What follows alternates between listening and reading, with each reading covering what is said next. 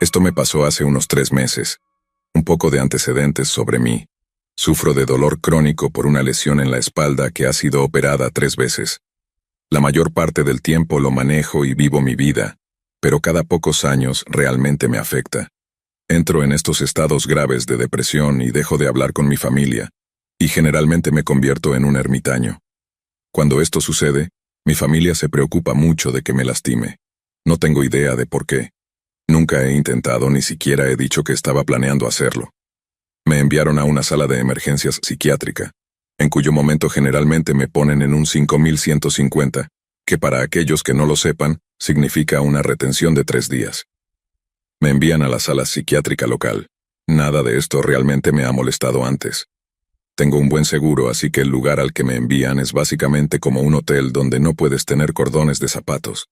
El peor momento es cuando te ingresan.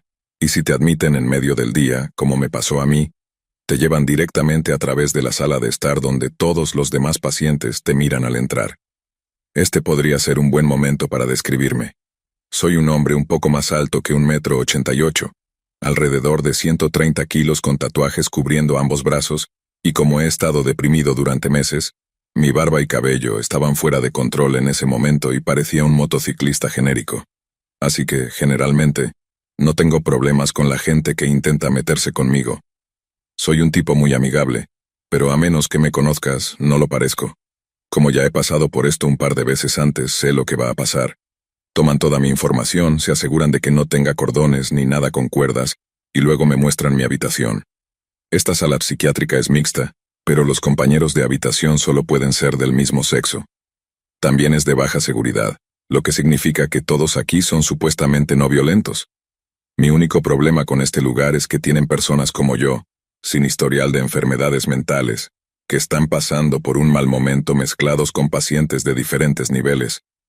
Pero en las últimas 2 visitas aquí, nunca he tenido problemas con nadie, y esperaba simplemente hacer mis 3 días y listo. Me envían a mi habitación y la enfermera dice que el nombre de mi compañero de cuarto es Tim.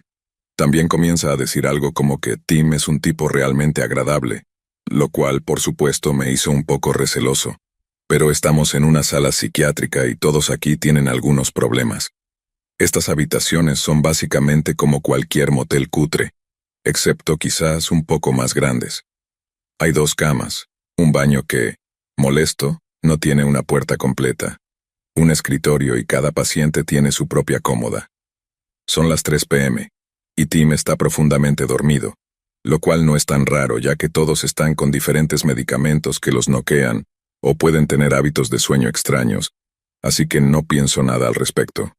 De hecho, después de pasar horas en la sala de emergencias y un par de horas más registrándome, yo mismo estoy muerto de cansancio y decido dormir, lo cual hago casi instantáneamente. No tengo idea de cuánto tiempo dormí, pero cuando me despierto está completamente oscuro afuera, y solo la pequeña luz de piso que no se puede apagar está dando un poco de iluminación a la habitación. Tim está completamente despierto y sentado en su cama. «¿Qué tal, hombre? Soy Brian. Habría dicho hola antes, pero estabas durmiendo». ¿No dijeron que se llamaba Tim? Estaba tratando de ser lo más amigable posible, ya que es más fácil llevarse bien con todos en lugares como este. Sí, antes también estaba un poco cansado. Trato de dormir tanto como sea posible para no tener que interactuar con ninguno de los demonios. Esto debería haber sido una gran señal de alerta y mi indicación para pedir una habitación diferente. Pero Tim era mucho más pequeño que yo, y te revisan cuando entras. Así que no tenía ninguna razón para temerle, y decidí conversar con él sobre estos demonios, que descubrí que para él eran todas las enfermeras y doctores. Después de hablar con él sobre esto, le dije que todavía estaba muy cansado y necesitaba más sueño. Está bien, y es realmente agradable tener finalmente a un compañero humano como compañero de cuarto. Tomé esto como una señal de que él estaba bien conmigo, y que no tenía que dormir con un ojo abierto. Me desperté temprano a la mañana siguiente para el desayuno, ya que no había comido en 24 horas. Después de sentarme, Tim sale y se sienta junto a mí. Aparte de referirse a las enfermeras y doctores como demonios, parecía bastante normal. Charlamos sobre cosas normales durante un tiempo hasta que de repente deja de hablar y comienza a mirar a alguien detrás de mí. ¿Ves? ¿Ves a ella? Esa es Jessica. Ella es un ángel. Me di vuelta para ver a una chica muy atractiva que parecía estar en sus primeros 20 años, tal vez incluso 18 o 19. Ella saluda y dice hola a Tim y a todos los demás que estaban sentados en el área del comedor. Era una de esas mariposas sociales que se esfuerzan por ser súper amables con todos. Cuando miré de nuevo noté que él la estaba mirando un poco demasiado y chasqueé los dedos. Oye, hombre, no la asustes. Me dio una mirada muy confundida, como si le hubiera dicho la cosa más absurda del mundo, y se quedó muy callado después de eso. Honestamente, no pensé mucho en ello ya que tenía mis propios problemas con los que lidiar. El resto del día fue lo habitual en un lugar como este. Tienes que ir a reuniones, hablar con tu doctor, tomar tu medicación, pero la mayoría del tiempo estás aburrido. La televisión tiene como 4 canales.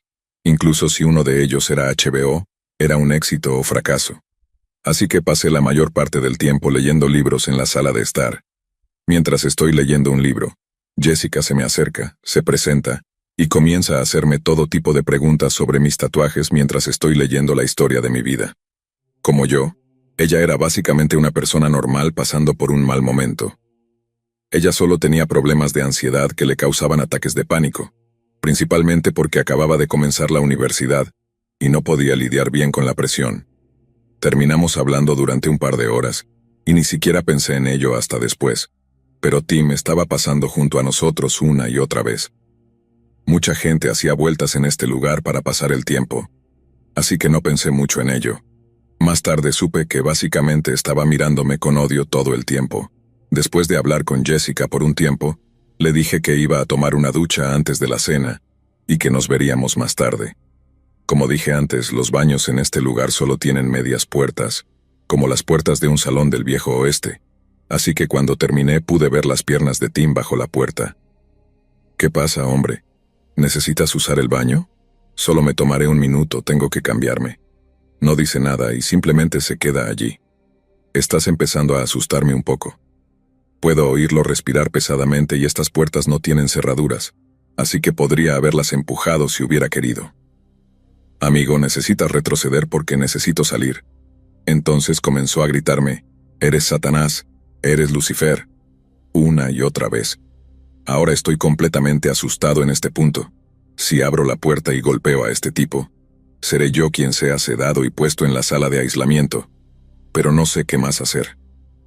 Aunque él estaba gritando tan fuerte como podía, no parecía que ninguna enfermera estuviera saliendo. Las puertas de las habitaciones en este lugar son muy gruesas. Estoy bastante seguro de que es porque si algunos pacientes gritan en la noche, no quieren despertar a los otros pacientes. Después de lo que parecieron 10 minutos, pero probablemente fue más cerca de 1 minuto, se detuvo y salió de la habitación. Me vestí e instantáneamente fui a buscar a una enfermera para contarle lo que acababa de pasar. No tengo idea de lo que le dijeron, pero me trasladaron inmediatamente a una habitación diferente. No lo vi en absoluto por el resto de la noche, pero estaba realmente asustado. Nadie me había gritado o me había acorralado de esa manera antes y no pude dormir en absoluto esa noche. Como no tienen relojes, no tengo idea de qué hora es cuando lo escucho desde la sala de estar donde está la estación de enfermeras. ¿Dónde está? ¿Por qué no vuelve a dormir? Era el mismo tono que usaba cuando me estaba gritando en el baño. Abrí la puerta un poco para poder escuchar a la enfermera hablando con él. Lo verás durante el día y podrás hablar con él entonces. Ahora ve a dormir. Pero tengo que verlo esta noche, es una emergencia. Esto continuó durante otros 30 segundos antes de que finalmente llegara la seguridad y escuchara una pelea, pero no había manera de que saliera para ver qué estaba pasando. Aún podía escucharlo gritando, pero no podía entender lo que estaba diciendo y eventualmente comienza a desvanecerse. Supuse que lo escoltaron a la sala de aislamiento, que estaba en el lado opuesto de la sala. No hace falta decir que, incluso con él en la sala de aislamiento, estuve despierto toda la noche. Llegó la mañana y mi doctor ya estaba allí, lo cual encontré muy extraño. Usualmente solo lo veía bien después de la hora de la cena. Me llama a la sala de entrevistas para hablar conmigo. Básicamente me pregunta sobre todas las interacciones que he tenido con Tim. Repasé todo. Cuando terminé, me dice que ya no tengo que preocuparme por Tim porque ha sido transferido a un hospital diferente. He vivido aquí toda mi vida, Así que en realidad sabía sobre el hospital al que fue enviado, y es bastante estricto. Es el tipo de lugar donde te encierran en una habitación la mayor parte del día. Me sentí un poco mal porque sabía que él pensaba que yo estaba tratando de robarle a su ángel, y estaba enojado conmigo por un malentendido. Pero bueno, también es bueno saber que no voy a tener que golpear a un pobre tipo en la cara por asustarme. Terminé mi estancia y en realidad me sentí mucho mejor con todo. Mi dolor está mejor manejado, y estoy listo para dejar de ser un ermitaño. Mi abuela viene a recogerme y pienso que estamos listos para irnos, pero el doctor está allí nuevamente muy temprano y mi abuela me está dando una mirada que me tiene un poco preocupado. Pensé que me iban a hacer quedarme más tiempo. Una vez más me llevaron a la sala de entrevistas. Aquí es donde me dicen lo que realmente sucedió esa noche, que no querían que supiera hasta que completara mi tratamiento. Esa noche, Tim salió una y otra vez preguntando a la enfermera cuándo volvería. La enfermera solo seguía diciéndole que me vería por la mañana y no le dijo que había cambiado de habitación. Aparentemente esto continuó durante horas antes de que finalmente comenzara a gritar al respecto. Llegó la seguridad y fue trasladado a la sala de aislamiento y le dieron una inyección para incapacitarlo. La enfermera se puso en contacto con el doctor de Tim y le contó sobre la situación. El doctor de Tim sugirió que lo trasladaran a la ala de seguridad media en el piso de arriba hasta que me fuera. Cuando fueron a recoger las pertenencias de Tim, encontraron una pieza de metal de 17, casi 18 centímetros, que había roto de una mesa en la sala de televisión. Esa sala tiene cámaras, y también tiene ventanas donde puedes ver la estación de enfermeras. Así que supongo que esperó hasta que no estuvieran mirando y trabajó en ello hasta que la rompió. Estoy 99,99% seguro de que pedir cambiar de habitación es lo que me salvó de ser apuñalado mientras dormía. Los doctores estuvieron de acuerdo, por lo que fue enviado a ese otro hospital. Como nunca me atacó realmente, no fue acusado de un crimen, y no tengo idea de cuánto tiempo estuvo detenido, pero seré un hombre feliz si nunca me vuelvo a encontrar con él.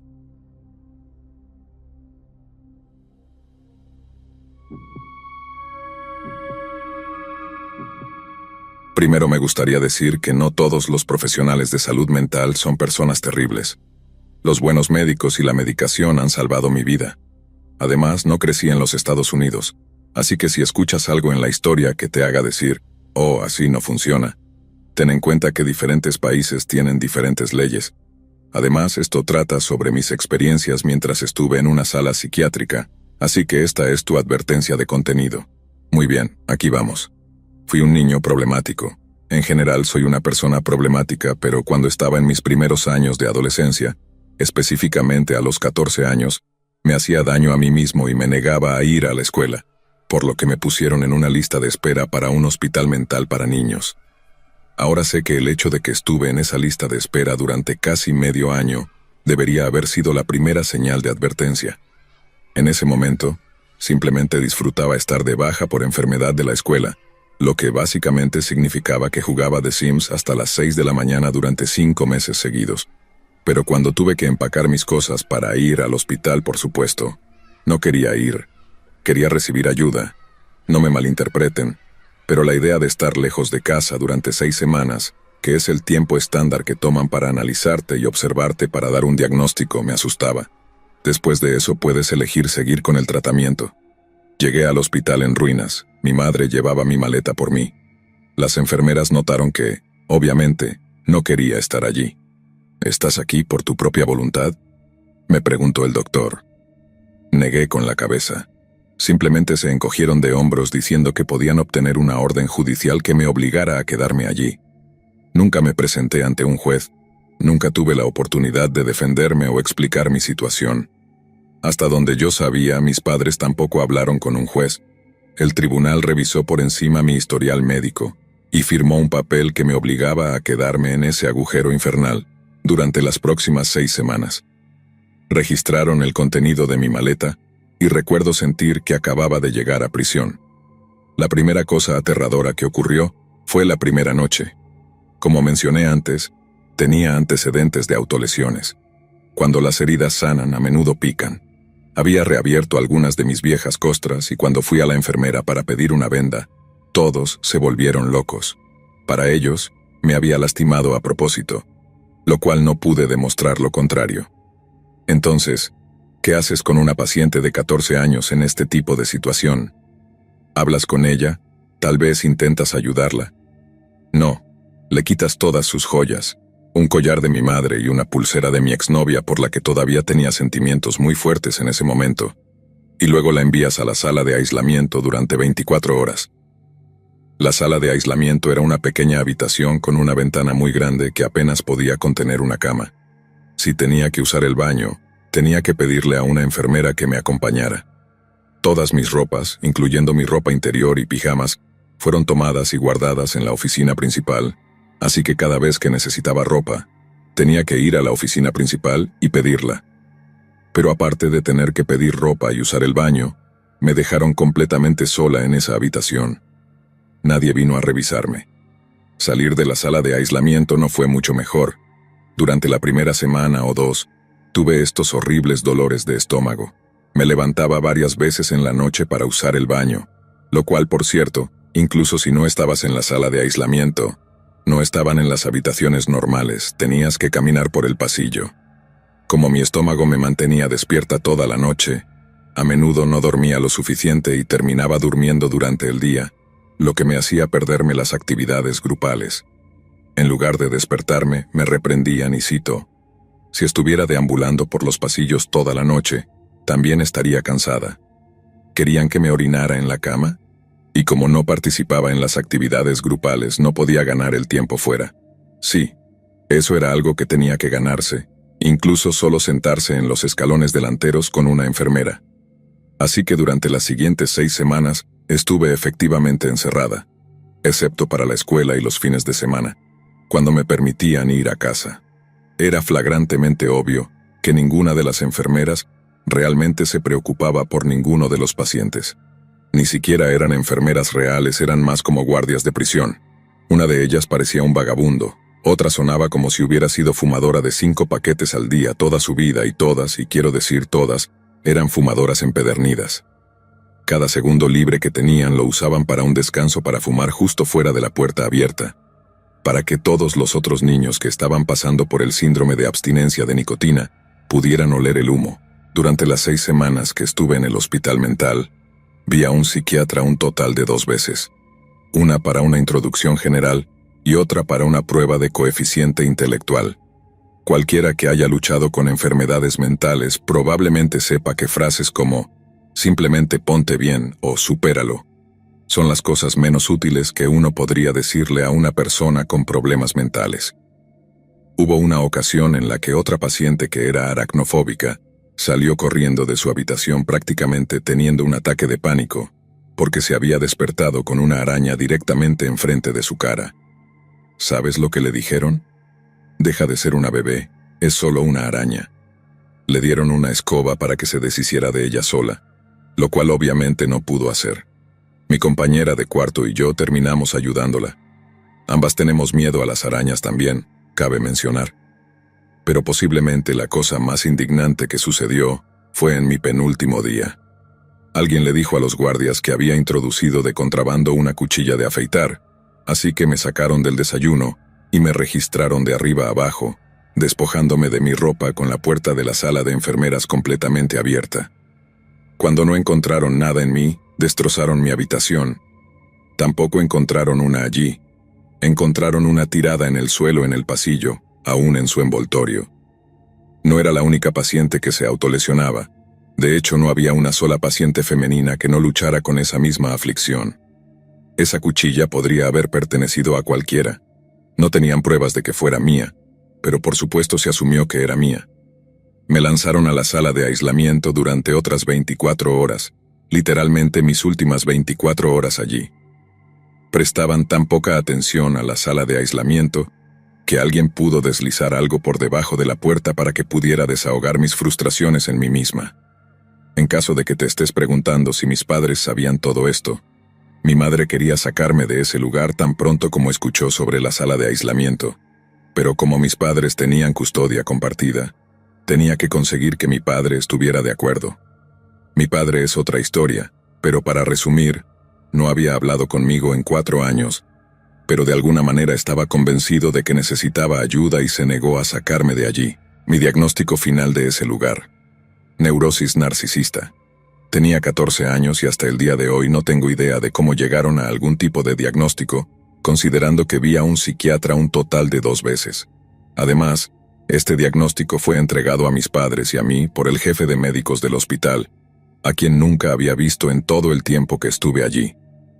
Me ofrecieron quedarme y comenzar terapia conductual, pero creo que no hace falta decir que rechacé educadamente esa oferta. Todos los terapeutas y psiquiatras con los que he hablado desde entonces, y créanme, han sido unos cuantos a lo largo de los años, han desestimado ese diagnóstico por completo. Algunos incluso se rieron de él. Actualmente estoy diagnosticada con depresión bipolar y un trastorno de pánico. Mi psiquiatra actual ha sugerido que podría sufrir de trastorno límite de la personalidad. Supongo que la moraleja de la historia es siempre investigar sobre un hospital antes de planear internarse. Espero nunca volver a ver a ninguno de esos guardias, enfermeras o doctores nunca más.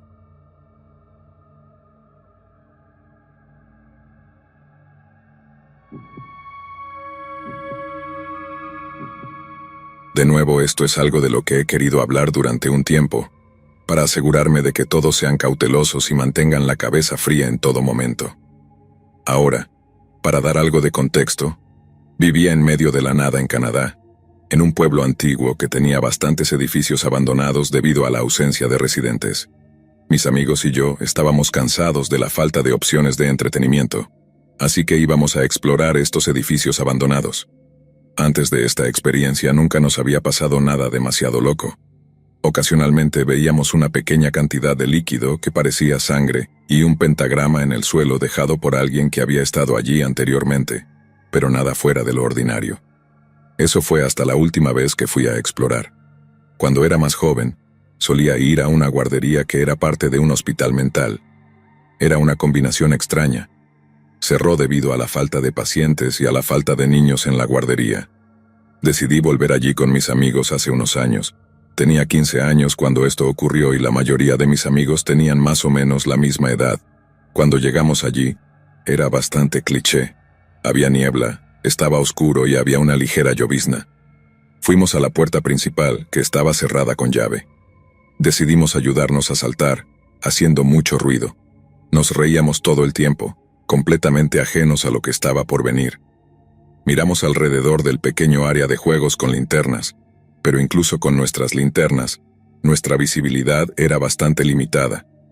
Decidimos entrar en el edificio en ruinas. Vidrios y tierra crujían bajo nuestros pies mientras entrábamos en la sección de la guardería del complejo.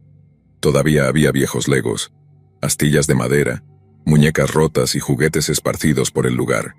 Cuanto más avanzábamos en la sección de la guardería, naturalmente nos volvíamos más y más silenciosos, hasta que todo lo que podíamos escuchar era el sonido de la tierra crujiendo bajo nuestros pies.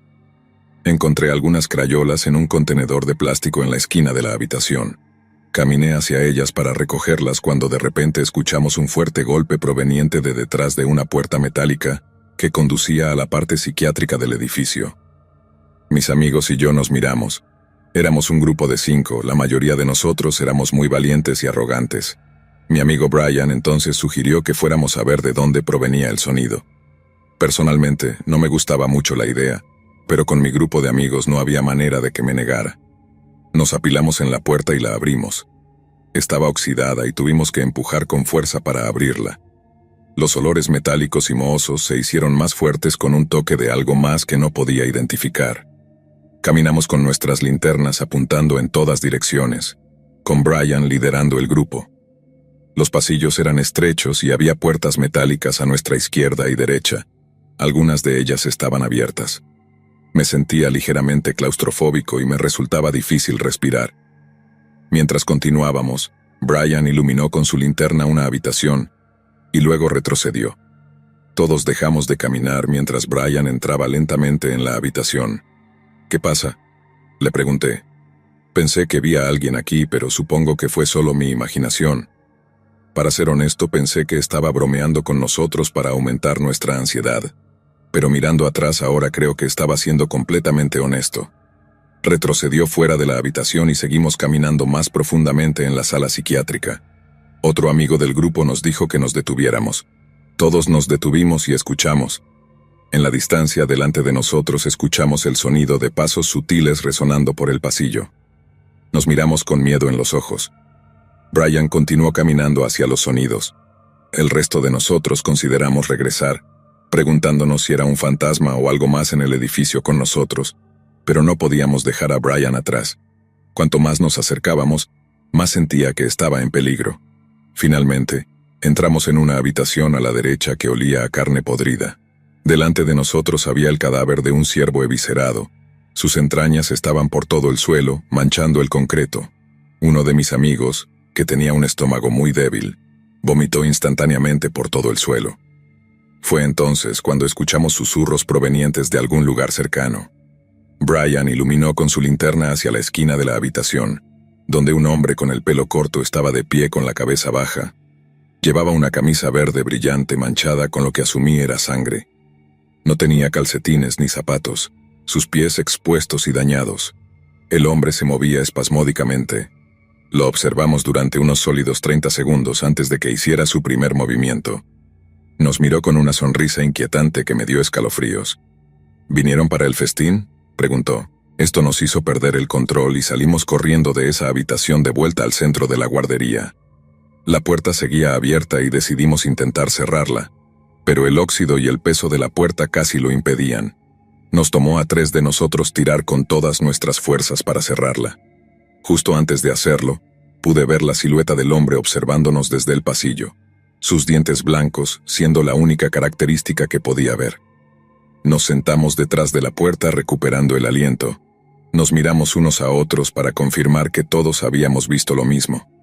Después de un rato de respirar con dificultad, escuchamos un ligero golpeteo en la puerta. Fue entonces cuando decidimos que era hora de irnos. Salimos corriendo de allí y volvimos a casa. Un año después de que visitamos ese lugar, la policía fue a hacer un chequeo de rutina del área y encontraron a ese hombre. Se informó que esta persona solía ir al psiquiátrico antes de que cerrara. Escapó de la instalación a la que fue transferido y vivió de la vida silvestre alrededor del complejo. Cuando la policía lo trajo, tenía una serie de enfermedades y dolencias por comer carne cruda. Su condición mental era mucho peor que antes. Otros rumores decían que mató a alguien en el bosque mientras buscaba comida. Así que si vas a explorar edificios abandonados, no olvides mi historia y siempre mantente en guardia.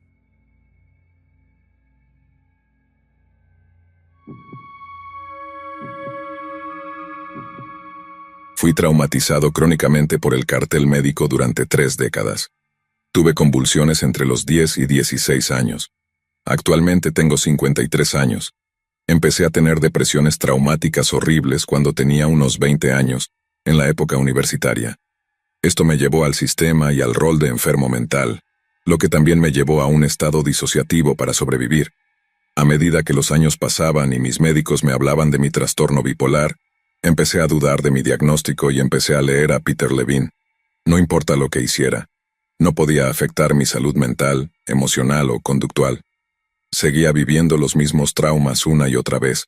La mayoría de las cosas que la gente da por sentadas, yo no podía hacer, por mucho que lo intentara. Empecé a leer Waking the Tiger. Intenté hablar de traumas con mi médico general, quien apartó mis preocupaciones para centrarse en mi prueba de Papá Nicolau. Intenté hablar del trauma con mi familia y comunidad, quienes me miraron con desdén y dijeron, sí, veteranos. Después de localizar mi C1, que resulta ser mi quiropráctico, se lo conté a mi médico general, a quien veía desde hace 10 años. Cuando empecé a hablarle sobre ello, proyectó estigma sobre mí diciéndome con una chispa en sus ojos: creo que la gente busca ayuda cuando está lista para recibir ayuda. Esta médica se llama Diana. La vi por un intento de suicidio junto con mi hermano. Después de haber localizado el estado disociativo, la bienvenida fue 1 año y medio de descarga traumática y una crisis psicótica de 6 años. Mi consejera, a quien veía mientras mi disociación se rompía, me veía ser llamada loca por mis compañeros de trabajo. Su nombre es Stephanie. Ella se burlaba abiertamente de mí cuando intentaba obtener ayuda de ella. Me dijo que estaba dedicada a mi sufrimiento. También falló en realizar una evaluación histórica de mi salud. Tenía trauma no resuelto de ST y 3 intentos de suicidio en mi cuerpo. Tuve una crisis psicótica de 6 años directamente después de esta interacción con ella. Un mes después de mi última cita con ella, me envió un mensaje de texto desde su dispositivo pidiéndome mi referencia médica para mi practicante de experiencia somática. El médico naturopático con el que estoy trabajando en la clínica Amen me dice que soy responsable del comportamiento de ella. Actualmente estoy integrando los años 80, los 90 y adelante. Soy responsable del comportamiento de los médicos Eric y Mary de los 90. Estos médicos me dijeron mentiras y me intimidaron para que hiciera lo que ellos decían. Fui puesto en una unidad 5150 en Torrance. Vi cómo un médico le mentía al juez, y luego vi cómo el juez aprobaba la mentira. Pedí atención por trauma, pero me fue negada porque me dijeron que mi seguro no lo cubría. Tengo problemas para que alguien reconozca el abuso crónico que el cartel médico me ha hecho. Estoy recibiendo atención en la clínica Amen, pero no estoy seguro de que la practicante entienda el abuso que he sufrido, ya que continuamente me dice que soy responsable de mi comportamiento. Estos médicos y doctorados pueden inventar lo que quieran. Lamentablemente, mi familia alimentó el sistema conmigo, incluso cuando intentaba estar sano. Pasé 10 años en salas de 12 pasos buscando activamente soluciones. Le envié a mi médico llamado Ron un estudio que obtuve de internet sobre el trastorno de estrés postraumático y el lugar de trabajo. En ese momento, tenía trauma homicida y quería estar sano. Ron recibió el estudio y me dijo, sí, eso muestra la teoría con la práctica. Luego me presionaron para que volviera a trabajar, preferiblemente con gente, para que pudiera trabajar en mis problemas. Si no estoy trabajando, soy un vago. Luego obtuve 10 años más de trauma compuesto sobre el trauma homicida. Estoy cansado de ser el chivo expiatorio abusado y responsable de todos los médicos y doctorados que mienten sobre mí, me malinterpretan y me retraumatizan para su propio entretenimiento. Luego soy yo el responsable de ellos. No he salido de casa en 8 años. A mi padre le gusta decirme que es solo mental y también apoya el abuso de mis hermanos hacia mí. Mi enfermedad mental ha hecho que mis hermanos también me abusen, al igual que mi cuñada. Tengo flashbacks fragmentados del trastorno de estrés postraumático todos los días. Tengo partes fragmentadas de hace 10 años que intento integrar cada día. Literalmente no sabía que tenía necesidades emocionales hasta que tenía 45 años. Lo que he pasado es inhumano. No puedo lograr que nadie me escuche más allá de decirme que soy responsable de todo. El cartel médico ha comprado a todos, jueces, medios de comunicación. Los practicantes son muy conscientes de que están protegidos por un cartel médico. Es mucho peor de lo que la mayoría sabe. Temo por mi vida todos los días.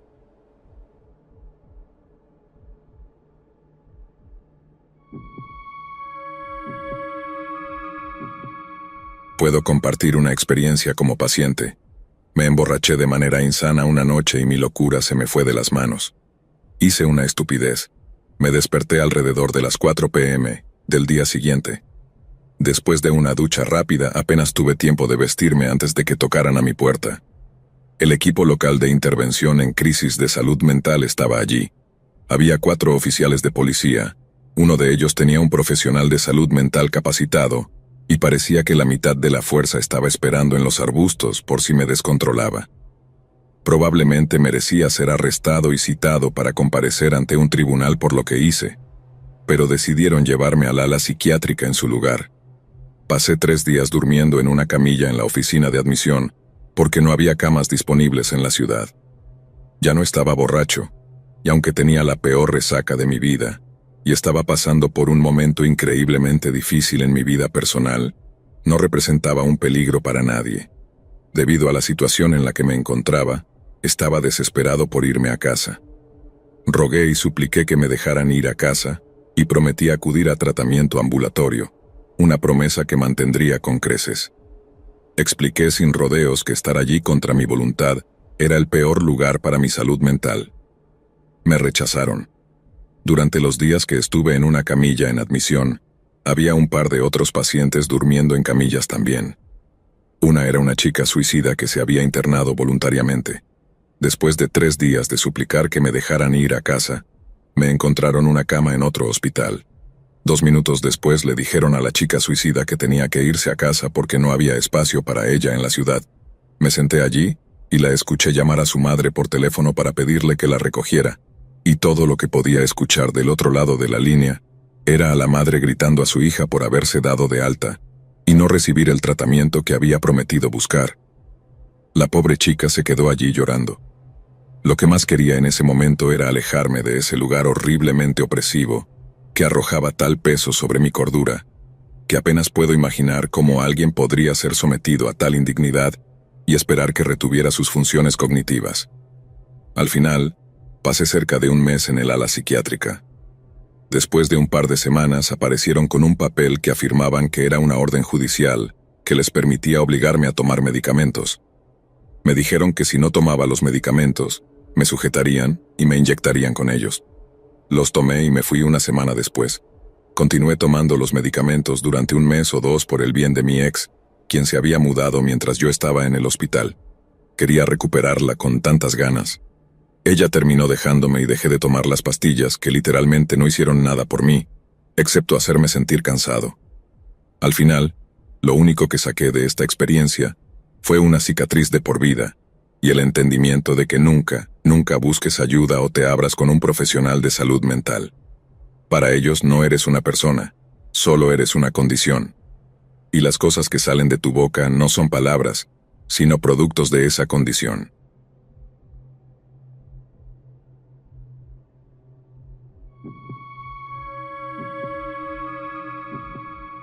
En mis años en psiquiatría, hubo un niño de 7 años enviado al ala porque su madre no sabía qué hacer con él. Lamentablemente, esto es algo común, incluso si los niños no tienen problemas psiquiátricos. De todos modos, la madre estaba temblando y llorando. Tuvieron que llevar al niño a otra habitación. Ella tenía genuinamente miedo de su propio hijo.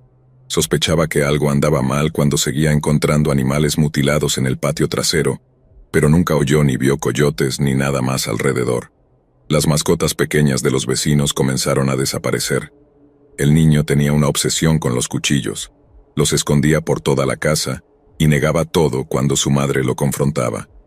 Luego, cuando comenzaban a discutir, se volvía realmente violento. La golpeaba, la empujaba, la pateaba y amenazaba con matarla. Todo ese tipo de cosas. En múltiples ocasiones, ella se despertaba en medio de la noche con él, parado al lado de su cama mirándola a la cara. Puso cerraduras adicionales en la puerta de su dormitorio, solo para sentirse segura mientras dormía. La gota que colmó el vaso fue cuando levantó su colchón y encontró más de 50 cuchillos de todas formas y tamaños debajo. Así que lo trajo con nosotros. Recuerdo hablar con él tratándolo como cualquier otro niño que pasaba por allí. Parecía notablemente normal hasta que le hablaban directamente. Tenía esa manera de mirarte como si no te viera en absoluto mientras hablabas. Respondía como un robot, como si solo dijera palabras porque eso era lo que queríamos escuchar. Y siempre ponía esa sonrisa espeluznante y mortal, como si solo moviera la boca sin involucrar los ojos, especialmente cuando se salía con la suya con algo, como tomar los marcadores de otro niño y no podían descubrirlo. Aún me da escalofríos pensar en él. Creo que conocí a un psicópata de 7 años.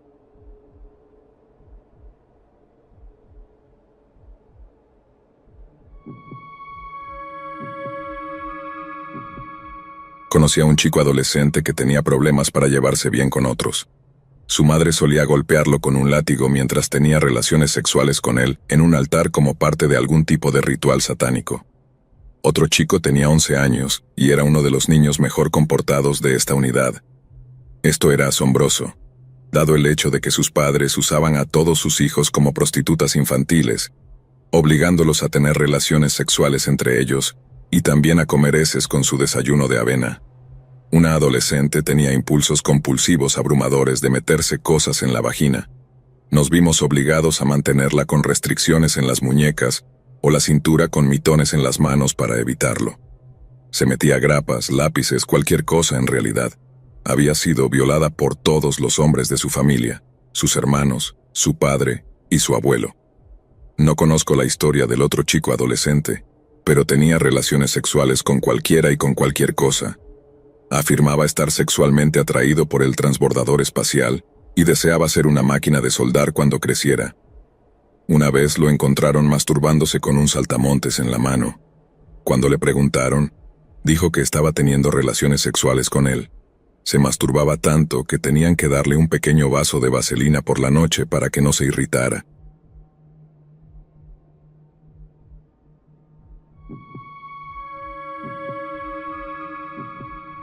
Trabajé como técnica de farmacia en un hospital con una unidad psiquiátrica durante algún tiempo. Teníamos que ir de ronda con un carrito dispensando medicamentos a los pacientes. Siendo una chica de 1,57 m, un guardia de seguridad o una enfermera masculina me acompañaban solo por precaución. Nunca tuve ningún problema real, aparte de un ocasional agarre fuerte en mi brazo o un estallido maníaco. Pero había un chico que era completamente diferente. Su expediente decía que tenía 9 años y tenía la piel pálida, cabello oscuro y enormes ojos verdes brillantes. Siempre me saludaba de la manera más educada, preguntaba cómo estaba y siempre encontraba algo diferente para felicitarme cada vez. Era extremadamente bien hablado y maduro para su edad, así que comencé a esperar con ansias verlo. Su charla normal era definitivamente apreciada en ese entorno. Si me veía fuera de su habitación en los pasillos, se aseguraba de decir hola. Siempre me llamaba señorita Jones o señora. Un día un par de nuestras enfermeras me vieron detenerme para charlar con él en el pasillo y me llamaron para preguntarme si estaba loca. Aparentemente, cuando estaba en el jardín de infantes, desarrolló un apego intenso a su joven maestra. Esto escaló hasta el punto de llamarla mamá, dejarle notas sobre cómo deseaba ser su hijo. Tenía una vida normal con ambos padres.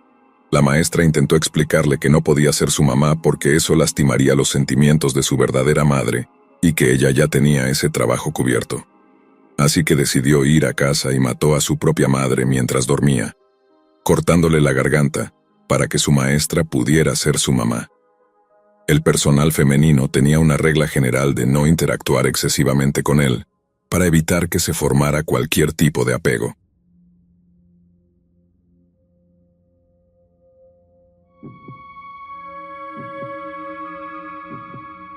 Mi nombre es Kevin y tengo 28 años.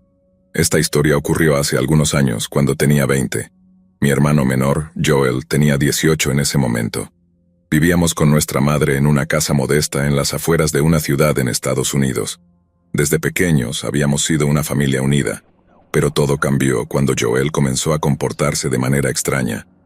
Joel siempre había sido un chico reservado, pero alrededor de los 17 años, su comportamiento comenzó a cambiar drásticamente.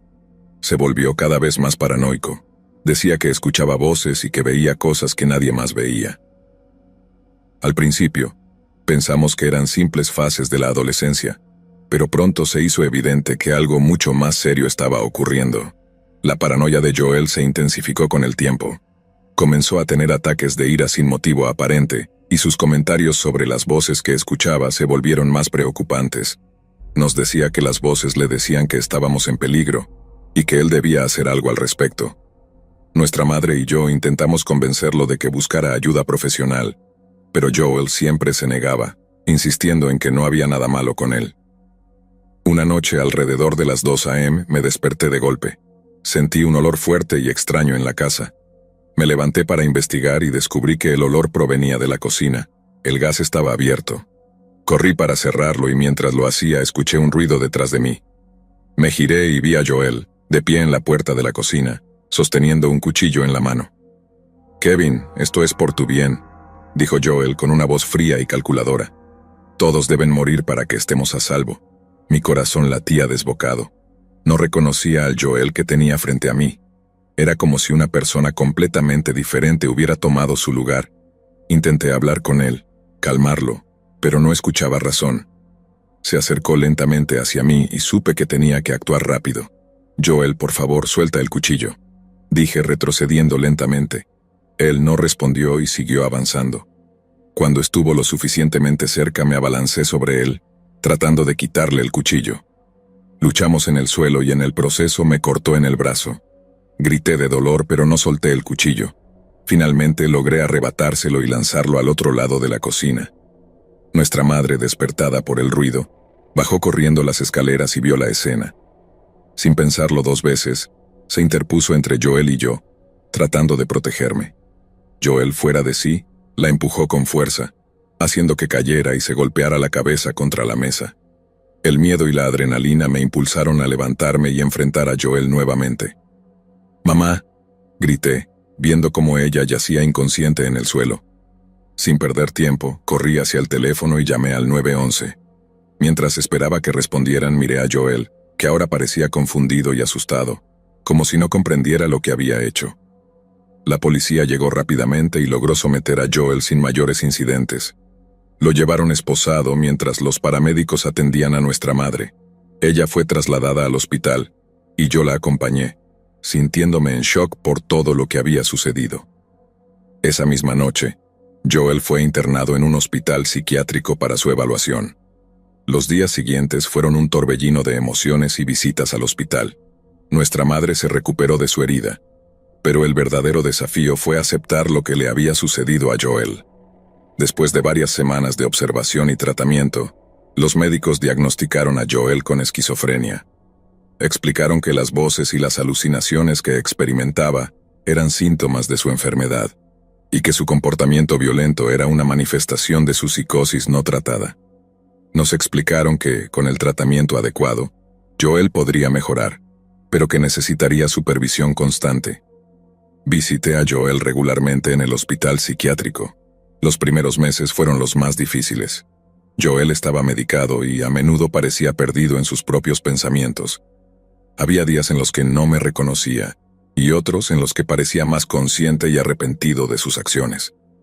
Nuestra madre y yo hicimos todo lo posible por apoyarlo, pero la distancia emocional entre nosotros era palpable. Con el tiempo, Joel comenzó a mostrar signos de mejora. Los médicos ajustaron su medicación y comenzó a participar en terapias grupales e individuales. Había días en los que casi parecía el Joel de antes, y esos momentos nos daban esperanza. Sin embargo, también había recaídas, momentos en los que su paranoia regresaba y se aislaba de todos. A pesar de los signos de mejora, la tensión nunca desapareció por completo. Cada vez que Joel tenía una recaída, el miedo volvía a nuestra casa. Nuestra madre y yo vivíamos con una constante sensación de alerta, siempre preocupados por lo que podría pasar. Aunque Joel estaba en un lugar seguro y recibiendo tratamiento, la incertidumbre sobre su futuro nos consumía. Un año después de su internación, Joel tuvo una recaída severa. Una noche, durante una visita, intentó atacar a otro paciente con un cuchillo que había logrado esconder. Afortunadamente, los enfermeros intervinieron rápidamente y evitaron una tragedia. Este incidente llevó a un cambio en su tratamiento y a una mayor seguridad en el hospital. La recaída de Joel y su intento de homicidio impactaron profundamente en nuestra familia. Nuestra madre se volvió más protectora y vigilante, y yo me sentí abrumado por una mezcla de tristeza y frustración. A pesar de todo, seguimos apoyándolo y esperábamos que con el tiempo las cosas mejoraran. Las visitas al hospital psiquiátrico se convirtieron en una parte regular de nuestra rutina. Joel asistía a sesiones de terapia ocupacional, donde aprendía habilidades prácticas y artísticas. A veces me mostraba orgulloso sus dibujos o trabajos manuales.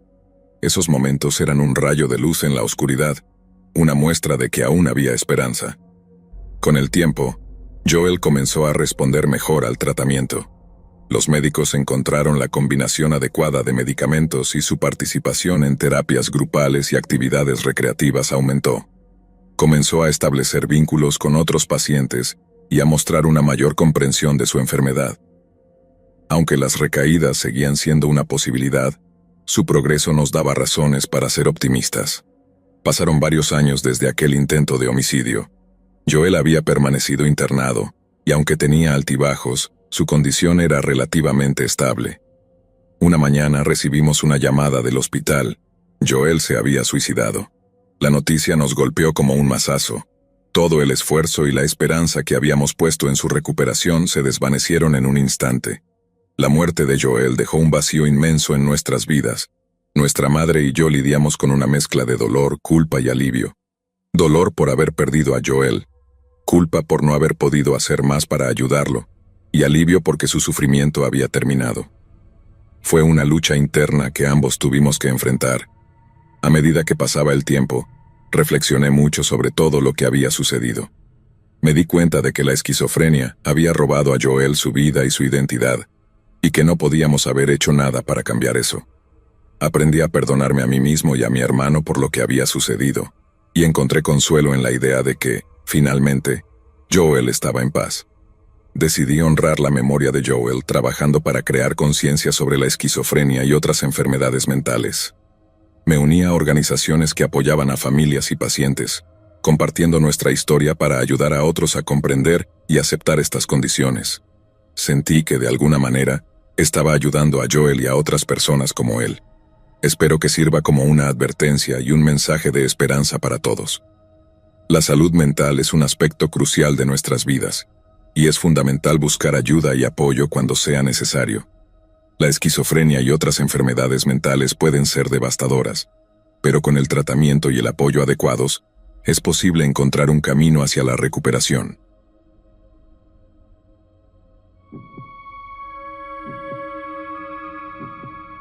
Mi nombre es Ethan, y crecí en una pequeña ciudad en el medio oeste de los Estados Unidos, rodeado de campos de maíz y caminos polvorientos. Desde pequeño, mi vida había sido bastante tranquila y predecible. Vivía con mis padres en una casa modesta, y tenía una hermana menor, Emily, a la que adoraba. Siempre fui un chico curioso, con una inclinación por la lectura y una pasión por el deporte. Desde el jardín de infancia, había compartido una amistad inseparable con Jacob, mi mejor amigo. Jacob vivía a solo 2 calles de mi casa. Sus padres eran amables y siempre nos recibían con galletas recién horneadas después de la escuela. Jacob era un tipo inteligente y carismático, y aunque éramos diferentes en muchos aspectos, nuestra amistad se fortalecía con cada año que pasaba. Ambos asistíamos a la misma escuela secundaria, y luego a la misma universidad, donde decidimos estudiar psicología. Todo comenzó cuando tenía 15 años. Jacob había mostrado ocasionalmente comportamientos extraños, pero siempre los atribuía a su naturaleza excéntrica. Una tarde, mientras jugábamos videojuegos en su sótano, noté que su comportamiento cambiaba bruscamente. Su mirada se volvía fría y distante como si no fuera él mismo. Me inquietaba, pero nunca le di demasiada importancia. A medida que crecíamos, estas transformaciones de Jacob se hicieron más frecuentes. Un día, mientras caminábamos por el parque, comenzó a hablar de una manera que nunca antes había escuchado. Su voz era más profunda, y sus palabras estaban llenas de un odio inexplicable. Luego, en un abrir y cerrar de ojos, volvió a ser el Jacob que conocía. Me reí nerviosamente y lo atribuí a un mal día, pero algo en mi interior me decía que había más de lo que él me dejaba ver. Jacob y yo nos inscribimos en la universidad estatal, emocionados por lo que nos esperaba. Nos mudamos a un pequeño departamento cerca del campus y nos unimos a varios clubes, incluidos el equipo de debate y el club de senderismo. La vida universitaria era un torbellino de clases, fiestas y nuevas experiencias. Fue durante nuestro segundo año cuando las cosas comenzaron a desmoronarse. Jacob, quien siempre había sido un estudiante brillante, comenzó a faltar a clases y a tener problemas con sus profesores. Noté que sus episodios de cambio de personalidad se volvían más intensos y frecuentes. Una noche, después de una fiesta, se enfureció sin motivo aparente y me atacó verbalmente. Me quedé helado sin saber cómo reaccionar. Al día siguiente se disculpó, diciendo que no recordaba nada de lo sucedido. Nuestra amistad, que una vez fue un refugio seguro, se convirtió en un campo minado. A pesar de sus disculpas y promesas de mejorar, Jacob seguía cambiando. Un día era mi mejor amigo, al siguiente era un desconocido lleno de odio. No sabía cómo ayudarlo, y aunque intenté hablar con él sobre buscar ayuda profesional, siempre cambiaba de tema o se enfadaba. Comenzó a aislarse más, pasar más tiempo solo y a tener comportamientos cada vez más erráticos. Una tarde lo encontré hablando solo en su habitación. Al principio pensé que estaba hablando por teléfono, pero pronto me di cuenta de que no había nadie más allí. Susurros, risas y luego silencio. Cuando me vio, su expresión cambió de sorpresa a furia en un instante. «¿Qué estás haciendo aquí?», me gritó, y por un momento tuve miedo de que me golpeara. Pero entonces, como si se encendiera una luz en su cabeza, volvió a ser el Jacob que conocía. «Lo siento, Ethan. No sé qué me pasa». El momento más aterrador de mi vida ocurrió durante un campamento de fin de semana organizado por nuestro club de senderismo. Era una tradición anual, y todos los miembros del club esperaban con ansias este evento. El campamento estaba ubicado en un bosque remoto, a varias horas de la ciudad. La primera noche fue divertida, cantamos alrededor de la fogata y compartimos historias de miedo. Sin embargo, la segunda noche se convirtió en una pesadilla. Esa noche, me desperté sobresaltado por el olor a humo y los gritos desesperados de mis compañeros. Salí corriendo de mi carpa y vi que varias de las carpas estaban en llamas. En medio del caos, vislumbré a Jacob parado cerca del fuego, con una expresión de absoluta calma. En su mano, sostenía un machete.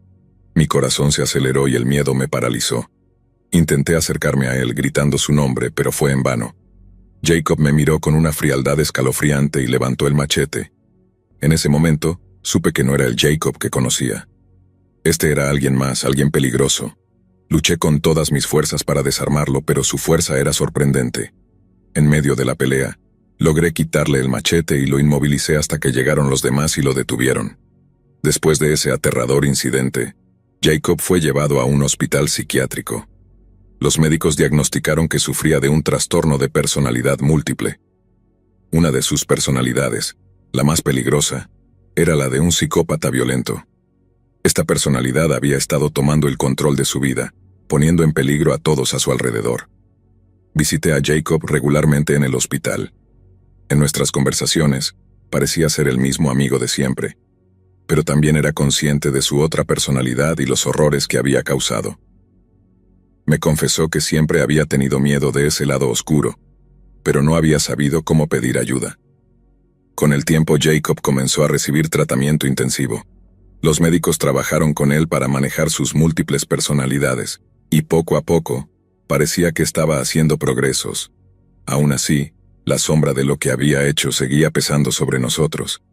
Mis visitas eran una mezcla de esperanza y miedo. Esperanza de que Jacob pudiera recuperarse y miedo de que pudiera recaer. Cada vez que me visitaba, era como una prueba de fe. Nunca sabía qué versión de Jacob encontraría. Algunas veces era el amigo amable y cariñoso que conocía. Otras veces, sus ojos se volvían oscuros y fríos, y su voz cambiaba a un tono escalofriante. Esas veces eran las más difíciles, pero también eran las que me recordaban por qué estaba allí. Para apoyarlo, para no dejarlo caer en ese abismo solo. Jacob fue internado permanentemente en una institución psiquiátrica de máxima seguridad. Los médicos aseguraron que nunca saldría, pero eso no alivió mi miedo por completo. Recibía cartas periódicamente, supuestamente de Jacob, pero con un tono aterrador. «Algún día saldré de aquí y te encontraré», decían algunas. «Y cuando lo haga, te mataré y luego te comeré». Aunque los médicos decían que Jacob no tenía acceso a enviar cartas, el temor persistía. La amistad que había tenido toda mi vida ahora estaba teñida de terror y tristeza. Sabía que la verdadera lucha de Jacob era interna, y que, en algún lugar profundo, aún estaba el amigo que una vez conocí. Pero la incertidumbre y el miedo nunca se desvanecieron por completo. Estas son las historias que me acompañan cada día. Historias que me recuerdan que el mal puede esconderse en cualquier lugar, incluso en aquellos a quienes más amamos.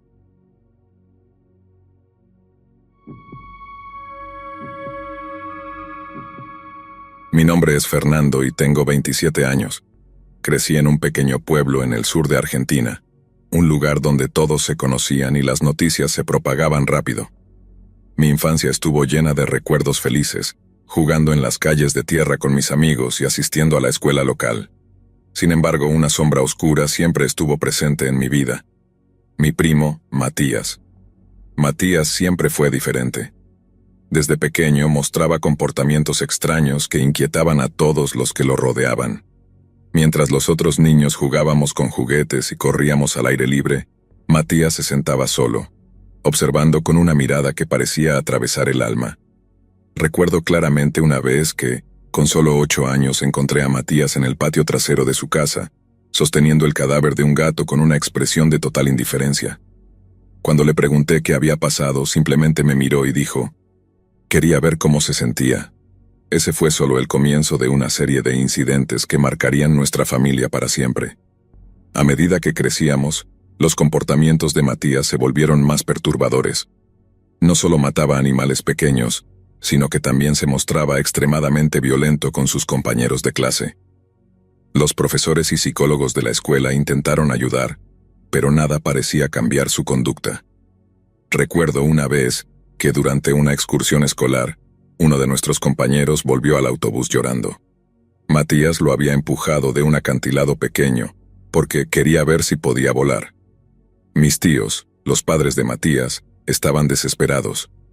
Llevaban a Matías a distintos especialistas, pero nunca obtenían respuestas claras. Algunos decían que era una fase, otros sugerían problemas más profundos, pero nadie podía prever el horror que estaba por venir. En la adolescencia, la situación empeoró. Matías se volvió aún más recluso y sus actos de crueldad más frecuentes. Su hermana menor, Sofía, que siempre había sido una niña alegre y vivaz, comenzó a mostrar signos de miedo. La pequeña, que tenía solo 8 años, evitaba a Matías y solía esconderse cuando él estaba cerca. Mi tía me contaba entre lágrimas que Sofía tenía pesadillas recurrentes en las que Matías la perseguía con un cuchillo. Una tarde de verano, cuando tenía unos 15 años, Matías intentó quemar la casa. Afortunadamente el fuego fue controlado rápidamente y nadie resultó herido, pero el incidente dejó a la familia aterrorizada. Matías fue enviado a un internado lejos del pueblo, con la esperanza de que la distancia y una nueva rutina pudieran cambiar su comportamiento. Pero la tranquilidad fue breve. Matías regresó a casa cuando tenía 18 años. Parecía haber cambiado, se mostraba más tranquilo y reservado. Todos queríamos creer que había encontrado una forma de controlar sus impulsos, pero en el fondo sabíamos que algo no estaba bien. Era como si una calma inquietante se hubiera apoderado de él. Una noche, cuando Matías ya tenía 21 años y Sofía 13, ocurrió lo impensable. Estábamos todos en una reunión familiar en la casa de mis tíos. La noche avanzaba tranquilamente, con risas y conversaciones, cuando de repente escuchamos un grito desgarrador proveniente del cuarto de Sofía. Corrimos hacia la habitación, y lo que vimos fue una escena sacada de una pesadilla. Matías estaba de pie, con un cuchillo ensangrentado en la mano, y Sofía yacía en el suelo en un charco de sangre. El shock nos paralizó por un momento, pero luego todo sucedió muy rápido. Mi tío se abalanzó sobre Matías intentando desarmarlo. Matías luchó con una fuerza y una furia inhumanas, pero finalmente lograron inmovilizarlo. Mi tía se arrodilló junto al cuerpo de Sofía sollozando y rogándole que se despertara, pero era demasiado tarde. La ambulancia llegó rápidamente, pero no había nada que pudieran hacer. Matías fue arrestado esa misma noche. Mientras lo llevaban gritaba cosas incoherentes, pero una frase quedó grabada en mi mente. Ella tenía que morir. No tenía opción. Nadie podía entender qué había llevado a Matías a cometer un acto tan horrendo. Pero todos sabíamos que algo en él estaba roto más allá de la reparación. El juicio de Matías fue un proceso doloroso para toda la familia. Los detalles de su vida y sus comportamientos perturbadores fueron expuestos públicamente, y la prensa local no perdió la oportunidad de sensacionalizar el caso. Los psiquiatras que testificaron en el juicio concluyeron que Matías sufría de un trastorno psicótico severo. Fue declarado no culpable por razones de demencia y enviado a un hospital psiquiátrico de máxima seguridad. La vida después de la tragedia nunca volvió a ser la misma. Mis tíos se mudaron del pueblo, incapaces de enfrentar los recuerdos y las miradas de los vecinos. Yo continué viviendo allí, tratando de encontrar una forma de seguir adelante. La casa de mis tíos quedó abandonada por un tiempo, un recordatorio sombrío de la noche en que todo cambió. Visito a Matías de vez en cuando en el hospital psiquiátrico. Las visitas son incómodas y llenas de tensión. A veces parece ser el mismo Matías de siempre, mi primo con quien compartí tantos momentos de la infancia. Otras veces, sus ojos se llenan de una frialdad escalofriante y su mirada atraviesa el vacío. Hablar con él es como caminar sobre hielo fino. Nunca sabes cuándo se romperá. Aunque Matías está internado permanentemente y nunca saldrá, el miedo persiste. La sombra de lo que hizo sigue presente en cada rincón de nuestra familia. Nos recuerda que el mal puede esconderse en cualquier lugar, incluso en aquellos a quienes más amamos. La vida continúa, pero la herida nunca sanará por completo. Esta es la historia que me acompaña cada día. Una historia que me recuerda que el mal puede estar más cerca de lo que pensamos, incluso en la familia. Y aunque tratamos de seguir adelante, el recuerdo de Sofía y lo que sucedió aquella noche nunca nos dejará en paz.